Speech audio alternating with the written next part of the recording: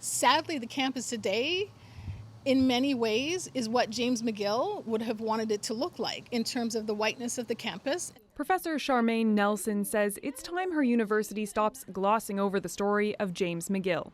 She says the school doesn't have to change its name, but it does have to acknowledge the truth behind it. What we're requesting, myself and the students, is that we think critically about how he made his money and explicitly on whose backs his money was made. And I mean that directly because, again, we know he enslaved at least 5 people of Indigenous and African descent in Canada, in Montreal, and again was also active in exploiting enslaved people in the Caribbean.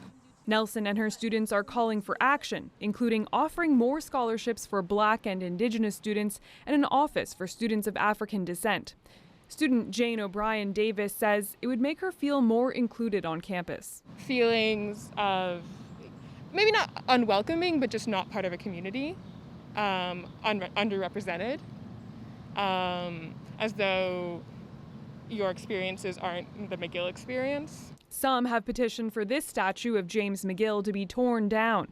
Instead, this group is asking for a new monument, one to acknowledge his ties to slavery. McGill did not commit to that, saying, like many men of his era and his socioeconomic class, James McGill had connections to slavery and colonialism. This is not a connection that our university is proud of, but it neither should nor can be ignored.